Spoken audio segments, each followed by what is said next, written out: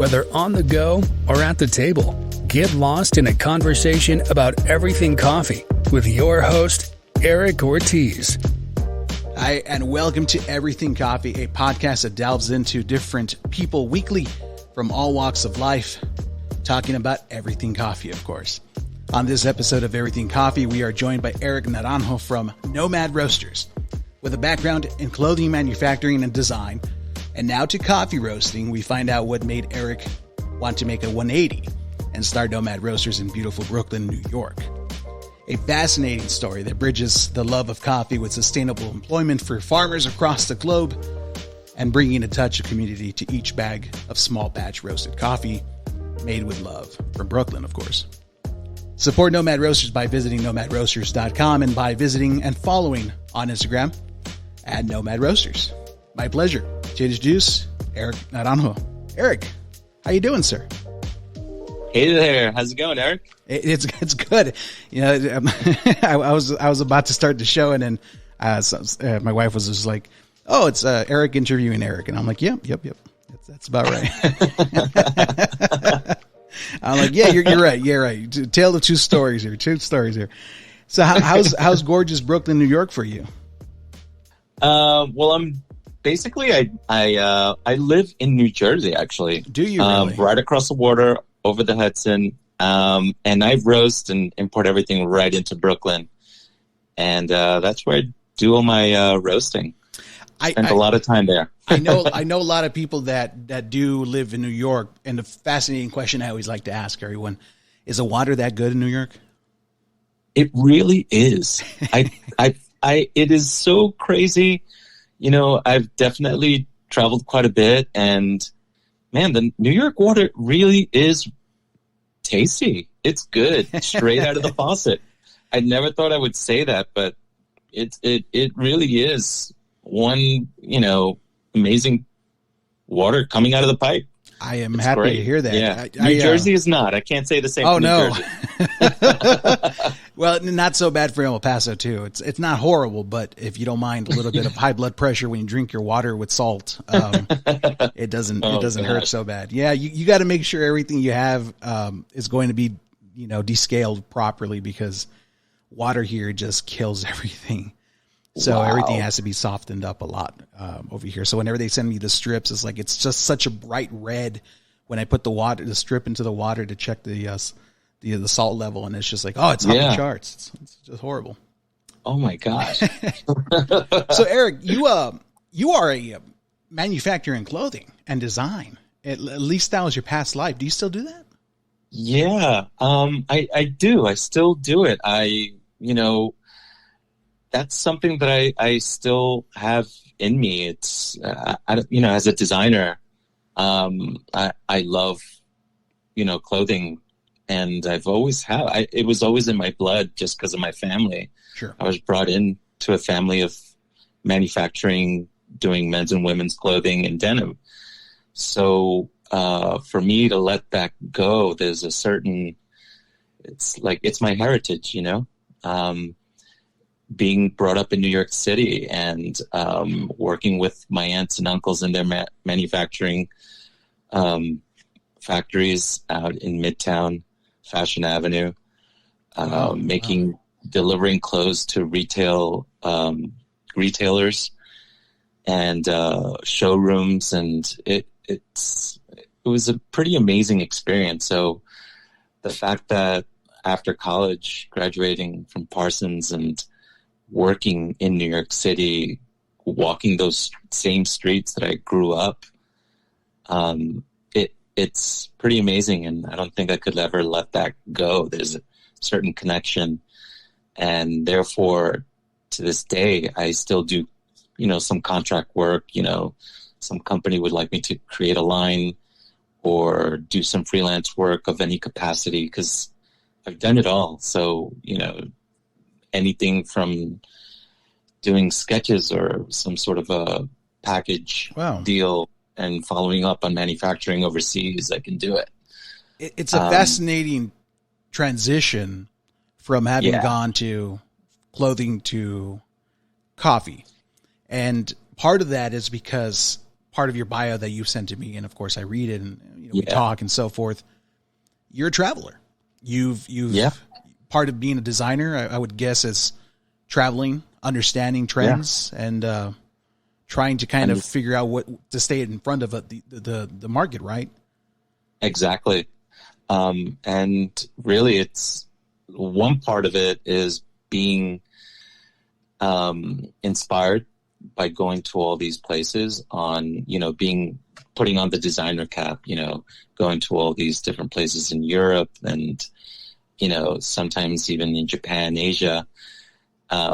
You go out there and you see what the market is like, and get inspired. And how does that trend translate into the U.S. market? And then, you put on another cap, which is your manufacturing merchant cap, your business cap on. And that's when you start heading to Far East Asia, China, Bangladesh and Northern Africa and Central America, where clothing is actually manufactured. And that's when all the costing comes into play. And it gets really down to the penny. You just got to start eliminating or adding, to get a good margin, Gotcha. Where does coffee kind of blend into this? I would assume going out into the world, you're experiencing some of the most different varietals in the world, right? You're getting flavors from every part of the country, every part of the globe. And I'm guessing this is part of business for you too, right? Coffee is just part of the business deal and understanding and the coffee, I guess having conversations by coffee and with coffee. Yeah. I mean, I've loved coffee. I think I was drinking coffee I started at the age of 12. It's always early for all of us. It's always grandma too. Abuelita.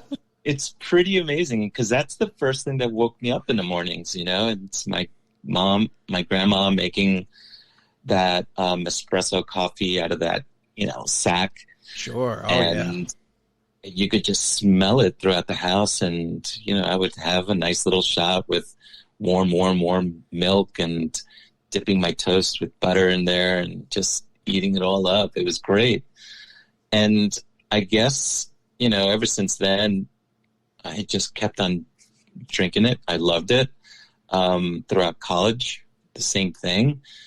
And I guess, when I got my first job and we were traveling quite a bit, they were sending us to all these places. That's what I missed. I missed having a cup of coffee. Wow. And I would literally, wherever I was, I would go and search for a cup of coffee, but not just a coffee, but I was looking for what are the locals drinking, what do they drink? Not the big box chain stores out there, but something that's actually going to be where neighborhood people go and get together. Yeah, exactly. Because, it's pretty interesting because what I consider a good coffee to me might not be the same for them. Sure. It's what their local market is, accustomed to. So, although I didn't like it so much, I would still try it. I would drink it. Whether I'd be okay or not with it, it's fine because, I was in there. I was in the moment, trying to understand what do they like about this so much. But culturally, it's good for them and I respect it. And that's what I would be doing no matter where I traveled. It's good to try different, just like foods and wine. You want to broaden that palette of yours. You got to grow and be open. Yeah. And, being a designer, you kind of have to be open-minded to, be influenced and take on whatever is inspiring you. I'm curious, Erik, have you ever had an instance where coffee inspires design for you or design inspires coffee? Have you ever had that occur for you? You know what? It's for me, coffee is like I put myself in a setting, like for me, coffee is relaxing. Gotcha. And if I'm in that element of relaxation in my yard and it's a beautiful spring day, and I'm sipping new coffee, I don't know. It's that for me is great, but I don't think it's necessarily going to inspire me to design or anything. I just want to enjoy the moment with that cup and understand what the flavors and notes are coming out from it. Sure. And you've gone from being the designer, traveling the world, working with businessmen and women from all walks of life, and all of a sudden now here you are with Nomad Roasters. And you own a roaster, you create small batch roasted coffee with a deep mindset of sustainability with farming and where you get your coffee from. Yep. That is just like mind blowing how you go from all of that to that. But I'm guessing the background in business is helpful for you to kind of having taken that leap for you, Erik? Exactly. Yeah, it's no different. It's just interesting to see because firsthand, you go into all these countries where cost of living is, very low. And of course the wages are very low, and you're seeing families there that are working really, really hard. And, it's just, you're kind of like you're wondering too. It's like, oh, I'm drinking this coffee. It can't be any different. It just can't be. I'm in the same hemispheres, same regions as to where they're making coffee. I wonder what it's like. So anyhow, fast forward, once I was almost done with fashion, I basically, the company that I was working for had moved out to San Francisco. I stayed in New York. I thought it was a perfect time for me to start this leather collection. It was based off my relationships with leather tanneries and manufacturers that were based in New York. And everything was about New York and sustainability and no overproduction. I didn't want to overproduce anything. It was just one-offs. And I wanted to help the New York manufacturing community, which a lot of small manufacturers were really happy to hear that, Sure. So, I mean, and you got to think, the people that are working at these manufacturing companies, they come from their countries and they were professionals in their own places. There were sample cutters, there were graders, they were technicians. They were really good at what they do. And all of a sudden they come to New York and they're working at a grocery store or, they're doing something that they don't love. Sure. It's a loss of trade and education too, a passing of knowledge. Exactly. Yeah. So now they're working at a manufacturing company, which is now closer to what they're used to and they're liking, but maybe they're not being paid correctly. But I'm trying to alleviate that by, bringing my jackets in there and, helping out in such a way that by doing one-off jacket, it's more expensive than me putting an order of, let's say, 300 jackets, because they're not set up that way. The production line is not set up that way. Sure. I'm going to be put into a little sample room where it's just made for one-offs, and this one person, 3 people are going to make my jacket. So anyhow, long story short, this manufacturing company takes on the jacket. I start ordering all the leathers, all the zippers, any hardware that's needed for the jacket to come to New York. And these leathers are coming from the same Gucci, where Gucci orders, where Yves Saint Laurent orders their leathers. And that was because I knew the technicians at these leather places in Italy. Yeah. They always gave me, a pretty good batch from what they made because it's leftover. And these leftovers are not bad at all. Yeah, I can imagine. It's good quality stuff. So exactly. So anyhow, I would get them sent over. I would make the jacket and I would bring these bespoke pieces to the client. And that was basically it. It all took about 3.5 months time from initial concept, first proto fitting, fittings, and then final. And that was basically it. It was all custom made, custom fit to that person's, body. And then all of a sudden I get a call. Someone found me on Instagram and essentially said, "Hey, you know what? We love your jackets. Have you ever thought about, coffee?" That is, by the way, the weirdest message you'll ever get. Like, "Hey, I love your jackets. Have you ever thought about coffee?"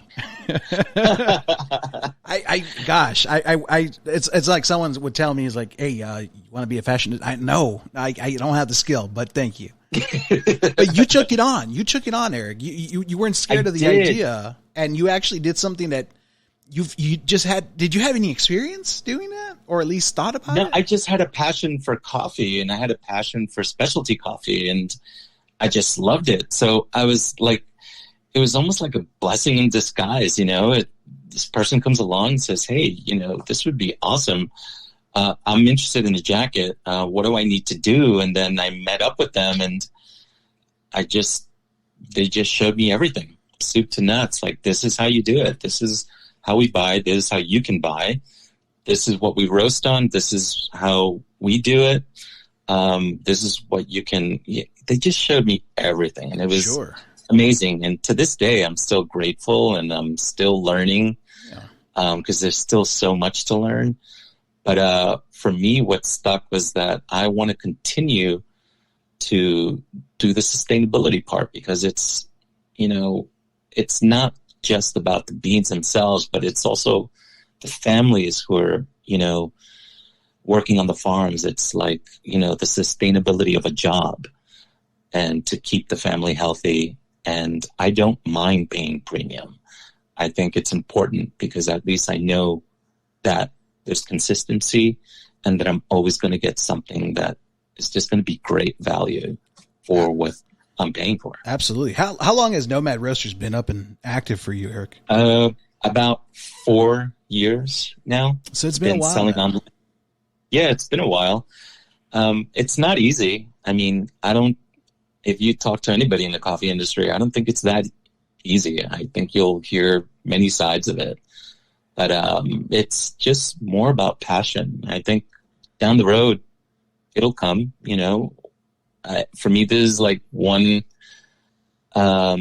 expensive hobby, so to speak. It's one heck of a hobby for you to kind of get into roasting and especially taking on the kinds of beans that you take on, because this is not exactly just your normal varietals. That these are coming from specific crops that you've vetted. Yeah. And really focus on sustainability, because that's your mission with the company itself. Correct. And that's why I love partnering with these families. Sure. And farmers. Sustainable Harvest is one of them, and I love what they stand for. So like my beans from Rwanda, for example, the farm Mayogi, so again, women owned, and it's fascinating because Sustainable Harvest basically goes in there, and you are familiar with Sustainable Harvest, sure, correct? Absolutely. Yeah, so I just love what they're all about, But just in case, Eric, because the audience that kind of comes in to listen to these shows, I want them to be kind of educated in the idea what sustainability and these different organizations represent, but give people an idea of all of these groups that you follow and believe in. So this way they get an idea of how you work with these companies and bringing in those kinds of beans. Are you talking about like Sustainable Harvest? Yeah, Sustainable Harvest. And of course they have like specific groups, but Sustainable Harvesting is just making sure that, number one, environmental impact is kind of reduced at a specific level. And then of course, sustainability for those growing the crops. It's not just, what some of these big manufacturers will pay for coffee. It's not just pennies. Yeah. There's an actual wage involved for some of these crop growers. And these are not large crops, I'm guessing, though, Eric, right? No. I mean, you're not going to catch a Starbucks over there, or McDonald's guys. I mean, the elevations for one thing is too high for them. So they need something accessible. Well, they wish they had they wish they had that coffee. I'm just saying, they wish they had it, but they're not going to get it. It's just not sustainable to them for the bottom line. No. What makes you kind of go into a company that offers these things? I mean, besides just vetting them, what is your process to getting someone's merchandise into your roaster? I have quite salespeople, will always call me up as well. They'll always say, hey, we have these new, we represent a couple of farmers out here, I've grown up here, they tell me their story, and, it'd be great if you could, we could do business and cut out the middleman and all this and that. And I'm just like, I'm not I don't know them so well. And maybe we can, but my relationship right now, because I know Sustainable Harvest, I like to go through them because I know they've done a lot of the legwork already ahead of whatever I decide on. But what I look for is literally just, the transparency and openness of, these farms. Like, how do they go about starting with their families at work, and even when they export? Like, what is all of that in between? What's going on there? And I think that's what Sustainable Harvest does for me. At the same time, they do all of that. They expose all of that. I love the fact that they give classes to the women on these farms, because basically they're treated fairly. Everyone's equal. Yeah. And I love that women empowerment. So, and I think that helps me a lot. It's interesting because that helps me. I didn't expect anything, but when I have my signs up with a little brief indication of where these, who these farmers are on my cart, or online, people really gravitate to that, like, who is this farm and what they're about. And, I have appreciated quite a few of those farms that are cooperatives, women-led cooperatives out in different parts of the world. Specifically, you have some in Africa, some in South America that exist. And it's really interesting, just like Erik had said, about trying to provide a level playing field, equality, equity across the board for females, males, but more for females, because, I mean, let's just kind of cut through the chase. Yeah. I mean, it's reality. Yeah. Guys are just going to earn more. That's not right. Females should be earning the same. It's just what's proper. But I do like you taking on those specific farms that do promote female kind of cooperatives, small land. But it's enough for them to kind of realize their hard work that they're putting in kind of is well invested for their future, because then all of a sudden it's not just kind of relying on, neighborhoods, communities, and maybe even government, but now they have some way to kind of support themselves and a meaningful way to support themselves. Yeah. And it's also giving them visibility to us, Absolutely. Like they're looking in, through a magnifying glass and saying, oh, I made that. I planted those, seeds, and now look at where it is. It's in Erik's cart. do you feel a connection to that, Erik? Because you are a designer. I do. I've seen a lot of crappy, stuff in Asia, and how people are treated and what they're expected to do. Sure. Because garment industries, they want the best price, the lowest price for the best product. And I could kind of sort of see that happening in the coffee world. And I don't want to be a part of that. I might be just one small little fish. I'm that big sea, but any little bit can make a difference. So I'll sleep better at night, put it that way. Absolutely. Erik, you're an expert. You're subject matter expert when it comes down to trend. Design, you've been around the world. You understand it better than most people. Sustainability has always been a topic that social media people take on, large companies take on. They add it to their bags. They add it, to product websites. But what does it mean overall? Because I feel that trend takes that word sustainability and really kind of makes it more than it actually is, which is just like, we help one farm. We do this. And I get it from your side of it. You're a small business. You're not going to be supporting hundreds of thousands of farms out there. Yeah. You're doing what you can in your own hands. But why is this a trend more than anything else, sustainability? Or is this something that you can actually make a difference with just a few farms here and there? And how can someone be part of this and grow substantially to become more than just a trend, but something that it can actually be sustainable in its own right? I think you're right, though, and your thinking is absolutely right. I know the larger corporations, for the most part, it's all a marketing thing. The word, sustainability, I think it's used too loosely. And what are they doing in reality about sustainability? And now I'm talking about maybe 3 years ago. So I know that, these companies are rooted heavily. They have a foundation that did not involve sustainability at all. And to change that ground level to become sustainable is going to take many years to change that whole supply chain.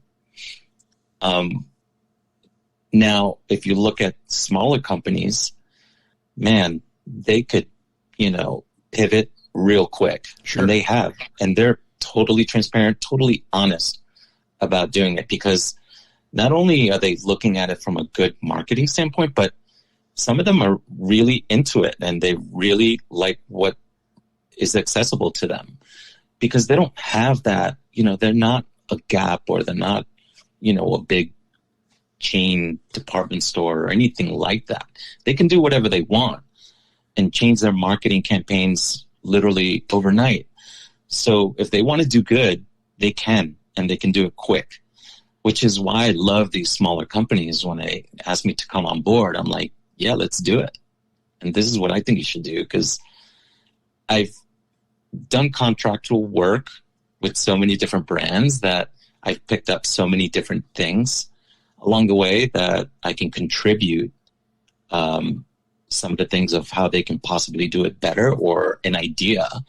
I'm not sure how to, execute it, but I think this is a good starting point for what you want.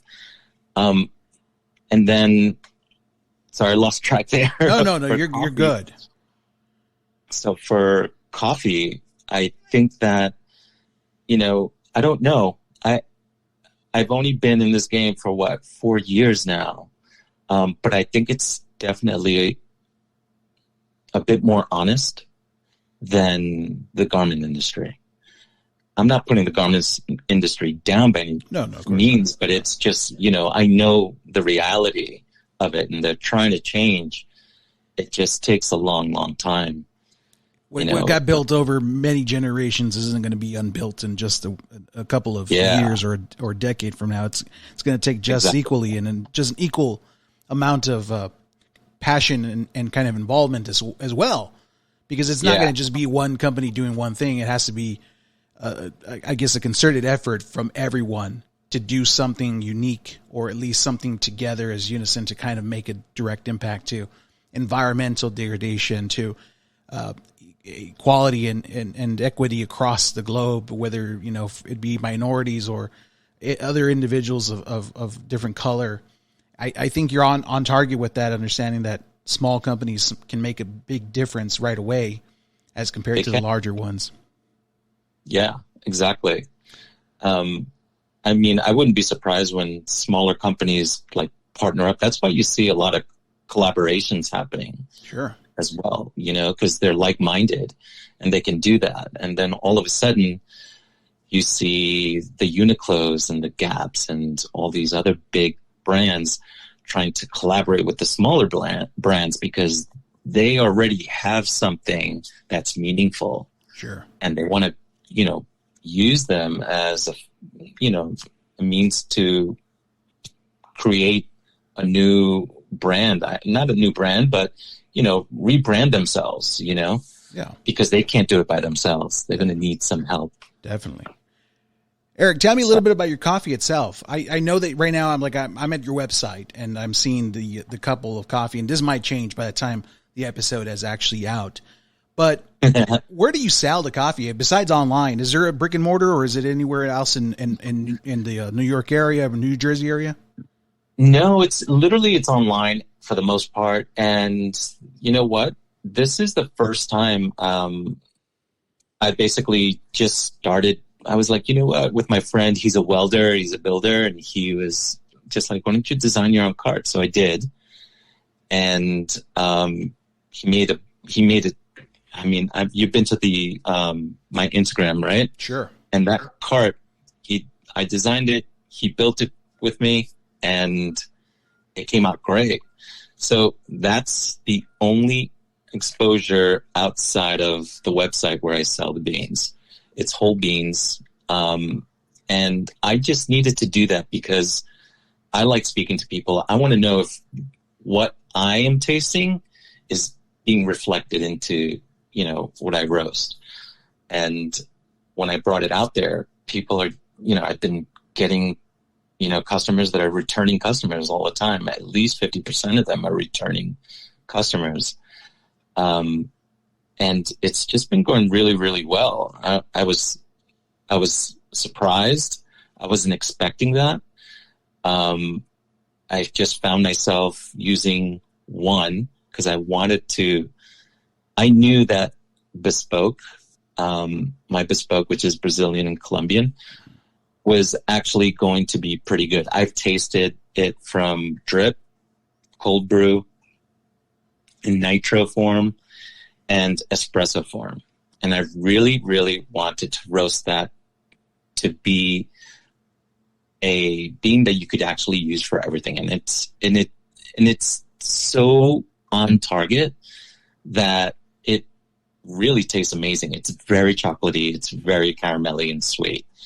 And that's exactly what the people are saying. Like, I love this nitro. I never really had nitro like this. It's so sweet. And I was like, yes, that's exactly what it's supposed to be. you already had me sold, Erik. You already got me sold, okay? They sound amazing. I'm so happy that you're working with such good purpose, good understanding behind the coffee itself. I always am curious with talking to my guests because it makes me happy. What makes you most happy about coffee and what you're doing? I'm proud of being Latin. I was born and raised in New York City. My family's from Ecuador. And it's amazing. I'm representing coffee that comes from our land, in South America. And Absolutely. That makes me happy. I'm behind there. It was so funny. One time, this gentleman orders a cold brew and he looks at me and he's like, you work for someone here, right? Who's the owner? And I'm going to leave this for you though. And he hands over like $3. He's like, I hope you keep this. This is for you. I'm like, I just gave him this grin, like, don't worry about it. It's okay. It's with me. Oh man. I was just like, oh man. Happens to all of us. Happens to all of us. Yeah, but it was cool. I mean, now everybody knows me. They all know, my background, and everyone's so happy that I'm at this location because there's nobody doing what I'm doing there. And it's great. I am so happy to hear that. And the message you bring is such a good one. It's one that I wish more people would have. And I just am thrilled to have talked to you, Erik. Really am. Where can people find Nomad Roasters, Erik? They can go to my website, nomadroasters.com. and my Instagram handle, which is at Nomad Roasters. Well, look at that, man. From one Latino to another, man. I appreciate it. Thank you for representing the good cause here with sustainability and everything you're doing, Erik. It really does mean a lot to us. Thank you. Absolutely. Thank you. And don't forget to subscribe to Everything Coffee on Apple, Spotify, or anywhere else you get your podcasts, and follow us on Instagram at everything.coffee.podcast. Check out our website, everythingcoffee.podbean.com. And thank you for listening, doing your part in supporting local businesses in your city and around the world.